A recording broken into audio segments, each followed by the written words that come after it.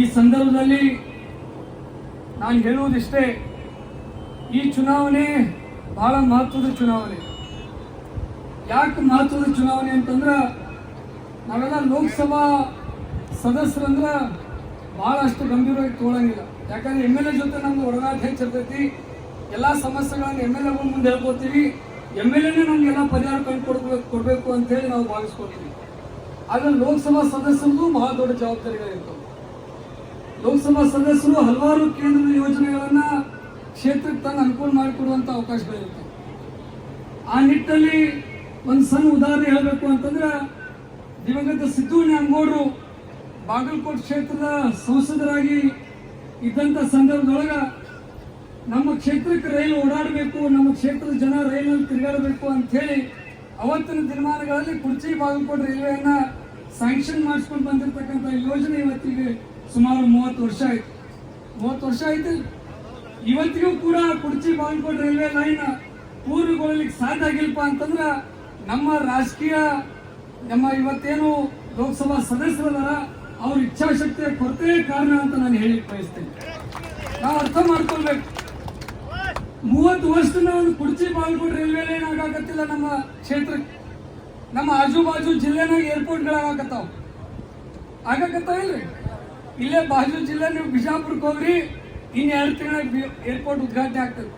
ಅದಕ್ಕಿಂತ ಮುಂದೆ ಹೋಗ್ರಿ, ಬೀದರ್ನಾಗ ಏರ್ಪೋರ್ಟ್ ಆಗೈತಿ, ಗುಲ್ಬರ್ಗಾನಾಗ ಏರ್ಪೋರ್ಟ್ ಆಗೈತಿ, ಬೆಳಗಾವಿನಾಗ ಏರ್ಪೋರ್ಟ್ ಆಗೈತಿ, ಹುಬ್ಳಿನಾಗ ಏರ್ಪೋರ್ಟ್ ಆಗೈತಿ. ಅದಕ್ಕಿಂತ ಮುಂದೆ ಹೋಗ್ರಿ, ಶಿವಮೊಗ್ಗನಾಗ ಏರ್ಪೋರ್ಟ್ ಆಗೈತಿ, ಮಂಗಳೂರಿನಾಗ ಏರ್ಪೋರ್ಟ್ ಐತಿ. ಮತ್ತು ಬಾಗಲಕೋಟೆ ಜಿಲ್ಲೆಗೆ ಯಾಕೆ ಏರ್ಪೋರ್ಟ್ ಇಲ್ರಿ? ಯಾಕೆ ಇಲ್ಲೇನು ಉದ್ಯೋಗಗಳಿಲ್ಲ, ಉದ್ಯಮಿಗಳಿಲ್ಲ? ಯಾಕ್ರಿ? ಇಲ್ಲಿ ಸಾಕಷ್ಟು ಸಕ್ಕರೆ ಕಾರ್ಖಾನೆಗಳದಾವ.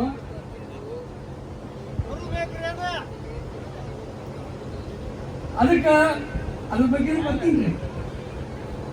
ನಾವು ನಮ್ಮ ಜಿಲ್ಲೆನಾಗೂ ಸಾಕಷ್ಟು ಸಕ್ಕರೆ ಕಾರ್ಖಾನೆಗಳದಾವ, ಸಾಕಷ್ಟು ಸಿಮೆಂಟ್ ಕಾರ್ಖಾನೆಗಳದಾವ, ಸಾಕಷ್ಟು ಹಾರ್ಟಿಕಲ್ಚರ್ ಬೆಳೆಗಳನ್ನು ನೀವು ಬೆಳಿತೀರಿ. ಅವ್ರಿ ಕೂಡಲ್ ಸಂಗಮ ಐತಿ, ಬದಾಮಿ ಐತಿ, ಐಹೊಳೆ ಐತಿ, ಪಟ್ಟದಕಲ್ಲು ಐತಿ. ನಾವೆಲ್ಲ ಕಡಿಮೆ ಎದುರಾಗಿದ್ದೀವಿ ಅಂದ್ರೆ ಒಬ್ಬ ಒಳ್ಳೆಯ ವ್ಯಕ್ತಿ ಆರಿಸಿಕೊಡೋದ್ರೊಳಗೆ ನಾವು ಕಡಿಮೆ. ಇದನ್ನ ನಾವು ಅರ್ಥ ಮಾಡ್ಕೊಳ್ಬೇಕು. ಈಗ ನಾವು ಬರಗಾಲ ಬಿದ್ದೈತಿ, ನಮ್ಮ ರಾಜ್ಯನಾಗ ಬಿದ್ದೈತಿಲ್ರಿ ಬರಗಾಲ.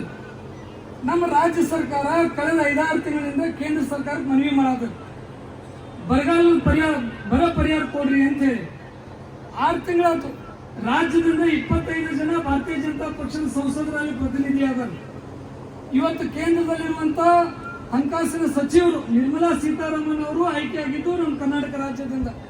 ನಮ್ಮ ದುರ್ದೈವ ಏನಪ್ಪಾ ಅಂತಂದ್ರೆ, ಕರ್ನಾಟಕ ರಾಜ್ಯಕ್ಕೆ ಒಂದು ನಯಾ ಪೈಸಾ ತರುವುದರೊಳಗೆ ಇವ್ರು ಯಾರು ಕೂಡ ಯಶಸ್ವಿಯಾಗಿಲ್ಲ, ಪ್ರಯತ್ನ ಮಾಡಲಿಲ್ಲ. ಇವರು ಒಂದು ಧ್ವನಿ ಎತ್ತಲಿ, ಇವ್ರು ಪಾರ್ಲಿಮೆಂಟ್ನಲ್ಲಿ ಕರ್ನಾಟಕ ರಾಜ್ಯಕ್ಕೆ ಅನ್ಯಾಯ ಆಗತೈತಿ, ನಮಗೆ ಬರಗಾಲ ಬಿದ್ದೈತಿ, ಬರ ಪರಿಹಾರ ಕೊಡ್ರಿ ಅಂತೇಳಿ. ಅದಕ್ಕೆ ನಾವು ಹೇಳೋದು, ನಮ್ಗೇನಾದ್ರೂ ನ್ಯಾಯ ಸಿಗಬೇಕಾಗಿದ್ರೆ ಇವತ್ತೇನು ನಮ್ಮ ಸಹೋದರಿ Samyukta Patil by profession by qualification ಅವರು ಲಾ ಅಂತ ಕಲ್ತಾರ, ಅವ್ರು LLB ಅಂತ ಕಲ್ತಾರ. ಕೋರ್ಟ್ನಲ್ಲಿ ವಕೀಲರು ಹೆಂಗೆ ವಾದ ಮಂಡನೆ ಮಾಡ್ತಾರ, ನನಗೆ 100% ವಿಶ್ವಾಸ ಐತಿ. ಪಾರ್ಲಿಮೆಂಟ್ ಸಂಸದರಾಗಿ ಹೋದ್ರೆ ನಮ್ಮ ಬಾಗಲಕೋಟೆ ಜಿಲ್ಲೆ ಪರವಾಗಿ ಅವರು ನಿಮ್ಮ ಧ್ವನಿಯಾಗಿ ಕೆಲಸವನ್ನು ಮಾಡ್ತಾರಂತಕ್ಕಂಥ ಒಂದು ಭರವಸೆಯನ್ನು ಈ ಸಂದರ್ಭದಲ್ಲಿ ವ್ಯಕ್ತಪಡಿಸ್ತೀನಿ. ಕರ್ನಾಟಕ ರಾಜ್ಯಕ್ಕೆ ಎಷ್ಟು ಅನ್ಯಾಯ ಆಗತ್ತಂತ ಒಂದು ಸಣ್ಣ ಉದಾಹರಣೆ ಹೇಳ್ತೀನಿ. ಕರ್ನಾಟಕ ರಾಜ್ಯ ಪ್ರತಿ ವರ್ಷ 4,30,30,000 ಕೋಟಿ ರೂಪಾಯಿ ತೆರಿಗೆ ಹಣವನ್ನು ಸಂಗ್ರಹ ಮಾಡಿ ಕೇಂದ್ರ ಸರ್ಕಾರ ಕೊಡ್ತೀವಿ. ನಾವು ಎಲ್ಲಿ ಕೊಡ್ತೀವಿ? ಕೇಂದ್ರ ಸರ್ಕಾರ ಕೊಡ್ತೀವಿ. ಆದ್ರೆ ಕೇಂದ್ರದಿಂದ ಕರ್ನಾಟಕ ರಾಜ್ಯಕ್ಕೆ ಬರುವಂತ ಅನುದಾನ ಎಷ್ಟು ಗೊತ್ತದಂದ್ರೆ ಬರೀ 50,000 ರೂಪಾಯಿ. ಇಡೀ ದೇಶದಲ್ಲಿ ಅತಿ ಹೆಚ್ಚು ತೆರಿಗೆಯನ್ನ ಸಂಗ್ರಹ ಮಾಡಿ ಕೊಡುವಂತ ರಾಜ್ಯ ಯಾವ್ದಾಗಿತ್ತು ಅಂದ್ರೆ ಕರ್ನಾಟಕ ರಾಜ್ಯ. ಮೊದಲನೇ ಸ್ಥಾನದಲ್ಲಿ ಮಹಾರಾಷ್ಟ್ರ ಬಿಟ್ರೆ 2ನೇ ಸ್ಥಾನದಲ್ಲಿ ಕರ್ನಾಟಕ ಅದ. ಅದಕ್ಕೆ ನಾವು ನಮ್ಮ ತೆರಿಗೆ ಹಕ್ಕನ್ನು ನಾವು ಕೇಳಬೇಕು ಬೇಡ್ರಿ. 14ನೇ ಹಣಕಾಸಿನ ಆಯೋಗ ಮತ್ತು 15ನೇ ಹಣಕಾಸಿನ ಆಯೋಗದಲ್ಲೂ ಕೂಡ ಕರ್ನಾಟಕ ರಾಜ್ಯಕ್ಕೆ ಅನ್ಯಾಯ ಆಗಿದೆ. 14ನೇ ಹಣಕಾಸಿನ ಆಯೋಗದಲ್ಲಿ ನಮಗೆ 4% ಮೇಲೆ ನಮಗೆ ಅನುದಾನ ಸಿಗ್ತದೆ. 15ನೇ ಹಣಕಾಸಿನ ಆಯೋಗದಲ್ಲಿ ಅದನ್ನು 1% ಕಡಿಮೆ ಮಾಡ್ಯಾರ. ನಿಮಗೆ ಅನಿಸ್ಬೋದು ಬರೀ 1% ಅಂತ ಹೇಳಿ, ಆದ್ರೆ ಕಳೆದ 5 ವರ್ಷನಾಗ ಅದು 1% ಯಾವ ಪ್ರಮಾಣ ಆಗೈತಪ್ಪ ಅಂತಂದ್ರೆ 60,000 ಕೋಟಿ ರೂಪಾಯಿ ನಮ್ಮ ರಾಜ್ಯಕ್ಕೆ ಅನ್ಯಾಯ ಆಗಿದೆ. 60,000 ಕೋಟಿ ರೂಪಾಯಿ ನಮ್ಮ ರಾಜ್ಯಕ್ಕೆ ಬರಬೇಕಾಗಿದೆ ಅನ್ನೋದು ಬಂದಿಲ್ಲ. ನಿಮಗೆ ನಾನು ನೆನಪಿಸ್ಕೊಳ್ಳಿಕ್ಕೆ ಬಯಸ್ತೇನೆ. ನಾವು ನಿಮಗೆ ಹೇಳಿದ್ದೀವಿ ಚುನಾವಣೆ ಸಂದರ್ಭದೊಳಗೆ, ಕಾಂಗ್ರೆಸ್ ಪಕ್ಷನ ರಾಜ್ಯದಲ್ಲಿ ಅಧಿಕಾರಕ್ಕೆ ಕೊಂಡು ಬರ್ರಿ, ನಿಮಗೆ ಪ್ರತಿ ತಿಂಗಳು 2,000 ರೂಪಾಯಿ ಕೊಡ್ತೀವಿ ಅಂತೇಳಿ ಇವತ್ತು ಕೊಡಕತ್ತೀವಲ್ಲ. ಈಗ ನಾವು ಹೇಳಕತ್ತೀವಿ, ನಮ್ಮನ್ನ ಕೇಂದ್ರದಲ್ಲಿ ಅಧಿಕಾರ ತಗೊಂಡ್ ಬರೀ ಪ್ರತಿ ತಿಂಗಳು 8,500 ರೂಪಾಯಿ ಕೊಡುವಂತ ಯೋಜನೆಯನ್ನ ನಾವು ತರ್ತೀವಿ ಅಂತಕ್ಕಂಥ ಇದನ್ನು ನಾವು ಹೇಳಕತ್ತಿಲ್ಲ. ನಮ್ಮ ರಾಷ್ಟ್ರದ ನಾಯಕರು, ನಮ್ಮ ಪಕ್ಷದ ಅಧ್ಯಕ್ಷರು ಸನ್ಮಾನ್ಯ ಶ್ರೀ ಮಲ್ಲಿಕಾರ್ಜುನ್ ಖರ್ಗೆಜಿ ಅವರು ಹೇಳ್ಯಾರ, ಕೇಂದ್ರದಲ್ಲಿ ಕಾಂಗ್ರೆಸ್ ಪಕ್ಷ ಅಧಿಕಾರಕ್ಕೆ ಬಂದ್ರೆ ಪ್ರತಿ ಮನೆ ಯಜಮಾನತಿಗೆ, ಬಡವರ ಮನೆಯಲ್ಲಿರುವಂತಹ ಪ್ರತಿ ಮನೆ ಯಜಮಾನತಿಗೆ ಪ್ರತಿ ವರ್ಷ 1 ಲಕ್ಷ ರೂಪಾಯಿ ಕೊಡುವಂತ ಕಾರ್ಯಕ್ರಮ. ವರ್ಷಕ್ಕೆ 1 ಲಕ್ಷ ಅಂದ್ರೆ ತಿಂಗಳಿಗೆ 8,500 ರೂಪಾಯಿ. ಇದು ಸಾಕ?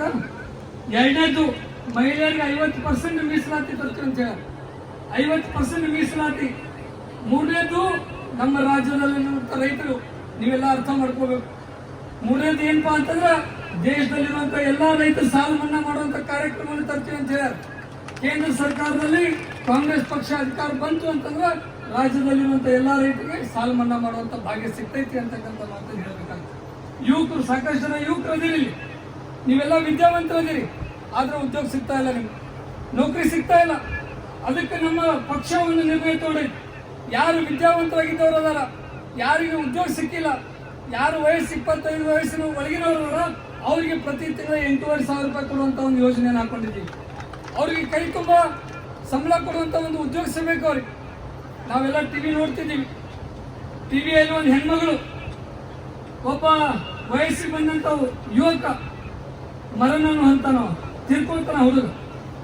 ಆ ತಾಯಿ ಆ ಮಗನ ಶರೀರಕ್ಕೆ ಚಿತೆ ಕೊಡುವಂತ ಸಂದರ್ಭದಲ್ಲಿ ಕಣ್ಣ ನೀರು ತೆಗೆದು ಅಳಕತ್ತಿರ್ಲಕ್ಕಿ. ಅತ್ ಏನ್ ಹೇಳಕತ್ತಿದ್ಲು ಅಂದ್ರೆ, ನೀನ್ ಯಾಕೆ ತಿಳ್ಕೊಂಡಪ್ಪ, ಯಾಕೆ ನೀನು ಪ್ರಾಣ ಕಳ್ಕೊಂಡಿ? ರಾಜ್ಯದಲ್ಲಿ ಸಿದ್ದರಾಮಯ್ಯ ಸರ್ಕಾರ ನನಗೆ ಪ್ರತಿ ತಿಂಗಳು 2,000 ಕೊಡಕತ್ತಿತ್ತು, ಆ 2,000 ನಾನು ನೀನು ಜೀವನ ಸಾಗಿಸಬಹುದಾಗಿತ್ತು ಅಂತಕ್ಕಂಥ ಮಾತನ್ನ ಆ ಮಹಿಳೆ ಅಂತ. ಇದ್ರ ಅರ್ಥ ನಾವು ಅರ್ಥ ಮಾಡ್ಕೋಬೇಕು. ಆ ಮಹಿಳೆಗೆ ಧೈರ್ಯವನ್ನು ಕೊಟ್ಟಿರ್ತಕ್ಕಂಥ ಸರ್ಕಾರ ಈ ದೇಶದಲ್ಲಿ ಯಾವ್ದಾದ್ರು ಆಗಿದ್ರೆ ಅದು ನಮ್ಮ ಕಾಂಗ್ರೆಸ್ ಸರ್ಕಾರ ಅಂತಕ್ಕಂಥದ್ದನ್ನು ನಾವು ಅರ್ಥ ಮಾಡ್ಕೋಬೇಕು.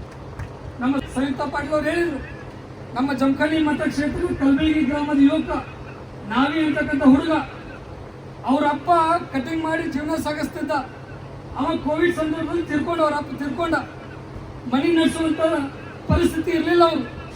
ಆದ್ರೂ ಕೂಡ ಹೇಗೋ ಮಾಡಿ ಜೀವನ ಮಾಡಿದ. ಮೊನ್ನೆ ರಾಜ್ಯಕ್ಕೇ ಪ್ರಥಮ ಸ್ಥಾನ ಪಡ್ಕೊಂಡವ. ಮಾಧ್ಯಮದ ಸ್ನೇಹಿತರು ಕೇಳಿದ್ರು ಅವಂಗ, ನೀನು ಪ್ರಥಮ ಸ್ಥಾನ ಪಡ್ಕೊಂಡಿ, ನಿನಗೆ ಏನು ಸಹಾಯ ಆಯ್ತು, ನೀನು ಪ್ರಥಮ ಸ್ಥಾನ ಪಡ್ಲಿಕ್ಕೆ ಏನು ಸಾಧ್ಯ ಆಯ್ತು ಅಂತ. ಆ ಹುಡುಗ ಹೇಳಿದ, ನಾ ಬಹಳ ಕಷ್ಟದಲ್ಲಿದ್ದಿ, ನಮ್ಮ ತಂದೆಯವ್ರು ಕಳ್ಕೊಂಡಿದ್ದಿ, ಇವತ್ತೇನಾದ್ರು ನಾ ಈ ಪ್ರಥಮ ರ್ಯಾಂಕ್ ಪಡೆದಿದ್ದಪ್ಪ ಅಂತಂದ್ರೆ ಅದಕ್ಕೆ ನಮ್ಮ ಕಾಂಗ್ರೆಸ್ ಪಕ್ಷ ಕೊಟ್ಟಿರುವಂತ 2,000 ರೂಪಾಯಿ ಸಹಕಾರ ಅಂತ ಆ ವ್ಯಕ್ತಿ ಹೇಳಿ. ಅಂದ್ರೆ ಕಾಂಗ್ರೆಸ್ ಪಕ್ಷ ಬಡವರಿಗೆ ಶಕ್ತಿ ತುಂಬುವಂತ ಕಾರ್ಯಕ್ರಮವನ್ನು ತರುವಂತ ಪಕ್ಷ ಇದೆ.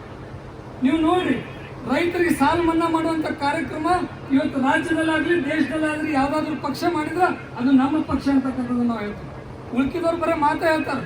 ಯಡಿಯೂರಪ್ಪನವರು ಹೇಳಿದ್ರು ರೈತರು ಸಾಲ ಮನ್ನಾ ಮಾಡ್ತೀವಿ ಅಂತ ಹೇಳಿದ್ರು. ಮತ್ತೆ ಕಳೆದ ಸರ್ಕಾರ ಅವ್ರದೇ ಇತ್ತಲ್ರಿ, ರಾಜ್ಯದಲ್ಲಿ ಬಿಜೆಪಿ ಸರ್ಕಾರ ಇತ್ತು. ಮತ್ತೆ ಸಾಲ ಮನ್ನಾ ಯಾಕೆ ಮಾಡಲಿಲ್ಲ ನಾವು ಪ್ರಶ್ನೆ ಮಾಡಬೇಕು ಅಂತ ಹೇಳಿ. ಸಾಲ ಮನ್ನಾ ಮಾಡ್ಬೋದಾಗಿತ್ತು, ಆದ್ರೆ ನಿಜವಾದ ರೈತರು ಕಳ್ಕಲೆ ಅವರಲ್ಲಿಲ್ಲ. ಅವ್ರು ಬರೀ ಘೋಷಣೆ ಮಾಡ್ತಾರೆ, ಸುಳ್ಳುಗಳನ್ನು ಹೇಳ್ತಾರ. ಸುಳ್ಳನವ್ರು ಮನಿ ದೇವ್ರು ಅಂತೇಳಿ ನಂಬ್ಕೊಂಡು ಕುಂತವ್ರು. ಆದ್ರೆ ಕಾಂಗ್ರೆಸ್ ಹಂಗಲ್ಲ. ಕಾಂಗ್ರೆಸ್ ಬುದ್ಧ, ಬಸವ, ಅಂಬೇಡ್ಕರ್ ಅವರ ತತ್ವಗಳಲ್ಲಿ ನಡೀತಕ್ಕಂಥ ಪಕ್ಷ ಇದು. ಬಸವಣ್ಣನವ್ರು ಏನು ಹೇಳಿದ್ರು, ನುಡಿದಂಗೆ ನಡಿಬೇಕು, ನಡೆದಿದ್ದನ್ನ ನುಡಿಬೇಕು ಅಂತೇಳಿ. ಹಂಗೆ ಸಿದ್ದರಾಮಯ್ಯನವರು ನಾವು ರಾಜ್ಯದ ಜನರಿಗೆ ಏನು ಹೇಳಿದ್ದೀವಿ ಆ ಪ್ರಕಾರ ನಡ್ಕೊಂಡು ತೋರಿಸಿರ್ತಕ್ಕಂಥ ಪಕ್ಷ ಕಾಂಗ್ರೆಸ್ ಪಕ್ಷ. ಕಾಂಗ್ರೆಸ್ ಪಕ್ಷ ಯಾವತ್ತೂ ಕೂಡ ಯಾವುದೇ ಒಂದು ಜಾತಿ ಜನಾಂಗಕ್ಕೆ ಸೀಮಿತ ಆಗಿಲ್ಲ. ಬಸವಣ್ಣನವ್ರು ಹೇಳಿದಂಗ ಇವನಾರವ ಎನ್ನಿದ್ರಯ್ಯ, ಇವ ನಮ್ಮವ ನಮ್ಮ ಮನೆಯ ಮಗನಿಂದ ಎನಿಸಿರಯ್ಯ ಅಂತ ಹೇಳಿ ಏನು ಬಸವಣ್ಣನವ್ರು ಹೇಳಿದ್ರು. ಹಂಗೆ ಕಾಂಗ್ರೆಸ್ ಪಕ್ಷ ಎಲ್ಲ ಜಾತಿ ಜನಾಂಗದವ್ರ ಒಂದು ಸಮಾನವಾಗಿ ನೋಡ್ತಕ್ಕಂಥ ಒಂದು ವ್ಯವಸ್ಥೆಯನ್ನು ಯಾವ್ದಾದ್ರು ಪಕ್ಷ ಮಾಡಿದ್ರೆ ಅದು ನಮ್ಮ ಕಾಂಗ್ರೆಸ್ ಪಕ್ಷ ಅಂತಕ್ಕಂಥದ್ದನ್ನು ನಾವೆಲ್ಲರೂ ಕೂಡ ಹಚ್ಕೊಂಡು. ಹೀಗಾಗಿ ಇನ್ನೂ ಹೇಳ್ಬೇಕು ಅನ್ನುವಂಥ ವಿಷಯಗಳು ಸಾಕಾಗಲಿ. ನೀವು ಹೇಳ, ನಾವು ಮಾಡೋ ಕೆಲಸ ಏನಿಲ್ರಿ, ನಾವು ಸಾಕಷ್ಟು ಲಾಭ ಪಡ್ಕೊಳಕತ್ತೀವಿ ಇವತ್ತು ಸರ್ಕಾರದಿಂದ. ಇವತ್ತು ಬಹುಶಃ ನೀವು ಎಲ್ಲ ಗಂಡ್ಮಕ್ಳು ನಿಮ್ಮ ಮನೆ ಹೆಣ್ಮಕ್ಳನ್ನ ಎಷ್ಟು ದೇವಸ್ಥಾನಕ್ಕೆ ಕರ್ಕೊಂಡು ಹೋಗಿರೋ ನನಗೆ ಗೊತ್ತಿಲ್ಲ. ಆದ್ರೆ ನಿಜವಾಗ್ಲೂ ದೇವಸ್ಥಾನಕ್ಕೆ ಕರ್ಕೊಂಡು ಹೋಗಿ ದೇವರ ದರ್ಶನ ಕೊಡುವಂತ ವ್ಯವಸ್ಥೆ ಯಾವ್ದಾದ್ರು ಮಾಡಿದ್ರೆ ಅದು ನಮ್ಮ ಸರ್ಕಾರ, ಕಾಂಗ್ರೆಸ್ ಸರ್ಕಾರ ಅಂತ ಹೇಳಿದ್ದೀವಿ. ಯಾಕಂದ್ರೆ ನೀವೆಲ್ಲ ಹೋದ್ರೆ ದೇವಸ್ಥಾನಗಳಿಗೆ ಬಹುಶಃ ನೀವು ಯಾರಿಗೂ ಕರ್ಕೊಂಡು ಹೋಗಿರ್ಲಿಕ್ಕಿಲ್ಲ, ಆದ್ರೆ ಅವರು ದೇವಸ್ಥಾನಕ್ಕೆ ಕರ್ಕೊಂಡು ಹೋಗೋ ಕೆಲಸ ನಮ್ಮ ಸರ್ಕಾರ ಮಾಡಿ. ಅದಕ್ಕೆ ಇವತ್ತು ನಾನು ಕೈ ಮುಗಿದು ಮನವಿ ಮಾಡ್ಕೊಳ್ತೀನಿ. ನಮಗೂ ಒಬ್ಬ ಒಳ್ಳೆಯ ಸಂಸದರು ಬೇಕಾಗ್ಯಾರ, ಸದನದಲ್ಲಿ ಧ್ವನಿ ಎತ್ತತಕ್ಕಂಥ ಸಂಸದರು ಬೇಕಾಗ್ಯಾರ. ಇನ್ನೂ 30 ವರ್ಷ ಬಾಗಲಕೋಟೆನ ಒಂದು ಒಳ್ಳೆ ಕನಸನ್ನು ಕಟ್ಕೊಂಡು ಹೋಗುವಂತ ಸಂಸದರು ಬೇಕಾಗ್ಯಾರ. ಅಂತ ಒಂದು ಶಕ್ತಿ ನಮ್ಮ ಸಹೋದರಿ ಸಂಯುಕ್ತ ಪಾಟೀಲ್ ಐತಿ ಅಂತಕ್ಕಂಥ ಮಾತನ್ನ ನಾನು ಈ ಸಂದರ್ಭದಲ್ಲಿ ಹೇಳಿ ತಮ್ಮಲ್ಲಿ ಕೈ ಮುಗಿದು ಕೇಳ್ತೀನಿ. ನಿಮ್ಮೆಲ್ಲರ ಅಮೂಲ್ಯವಾದ ಮತವನ್ನು ಅವ್ರಿಗೆ ಕೊಟ್ಟು ಪ್ರಚಂಡ ಬಹುಮತದಿಂದ ಆರಿಸ್ಕೊಡ್ಬೇಕು. ಇವತ್ತು ನಾವು ಕೂಡ ಬಾಗಲಕೋಟೆ ಜಿಲ್ಲೆಯಲ್ಲಿ ಹಲವಾರು ಮತಕ್ಷೇತ್ರದಲ್ಲಿ ನಾವು ಓಡಾಡಿದ್ದೀವಿ. ಈ ಸಲ ಒಂದು ವಿಭಿನ್ನವಾದಂಥ ಗಾಳಿಯನ್ನು ನಾವು ನೋಡ್ತೀವಿ. ಬರೀ ಬಾಗಲಕೋಟೆ ಜಿಲ್ಲೆಯಲ್ಲಿ ಅಷ್ಟೇ ಅಲ್ಲ, ಇಡೀ ದೇಶದಲ್ಲಿ ಒಂದು ವಾತಾವರಣ ಬದಲಾಗಿದೆ. ಇವರೇನು ಮೋದಿ ಗಾಳಿ ಅಂತಿದ್ರಲ್ಲ, ಮೋದಿ ಗಾಳಿ ಎಲ್ಲಿ ಇಲ್ಲ. ಒಂದು ಸರ್ವೆ ರಿಪೋರ್ಟ್ ಹೇಳ್ತೈತಿ, ಆಂಧ್ರ, ತೆಲಂಗಾಣ, ಕರ್ನಾಟಕ ಈ ಬರೇ 3 ರಾಜ್ಯದಾಗ ಮೋದಿಯವರು 50 ಸೀಟ್ ಕಳ್ಕೊತಾರಂತ. ಎಷ್ಟು? 50 ಸೀಟ್. ಬರೀ ಈ 3 ರಾಜ್ಯದಾಗ 50 ಸೀಟ್ ಕಳ್ಕೊಂಡ್ರೆ ಮೋದಿಯವ್ರ ಕುರ್ಚಿ ಕೆಳಗೆ ಇಳಿತಂತ ತಿಳ್ಕೊಡ್ರಿ. ನಾವು ಮೋದಿಯವ್ರ ಅಧಿಕಾರಕ್ಕೆ ಬರೋದು ಅಸಾಧ್ಯ. ಅದಕ್ಕೆ ನಾನು ನಿಮ್ಮೆಲ್ಲರೂ ಮನವಿ ಮಾಡ್ಕೊತೀರಿ, ಕಾಲ್ ಕೂಡಿ ಬಂದೈತಿ, ನಾವು ನಮ್ಮ ಸಹೋದರನ್ನು ಎತ್ತೀನಿ ಅಂತ ಕೆಲಸ ನಾವು ಮಾಡೋಣ ಅಂತಕ್ಕಂಥ ಮಾತನ್ನು ಹೇಳಿ ಇಂಥ ಒಂದು ಸಮಾರಂಭದಲ್ಲಿ ನನ್ನ 2 ವಿಚಾರಗಳನ್ನು ಹಂಚ್ಕೊಳ್ಳಿಕ್ಕೆ ಅವಕಾಶ ಮಾಡಿಕೊಟ್ಟಂತ ಪಕ್ಷದ ಎಲ್ಲ ಹಿರಿಯ ಮುಖಂಡರಲ್ಲಿ ಮತ್ತು ತಮಗೆಲ್ಲರಿಗೂ ಕೂಡ ವಂದಿಸಿ ನನ್ನ 2 ಮಾತಿಗೆ ವಿರಾಮ ಹಾಕ್ತೀನಿ. ಎಲ್ಲರಿಗೂ ನಮಸ್ಕಾರ.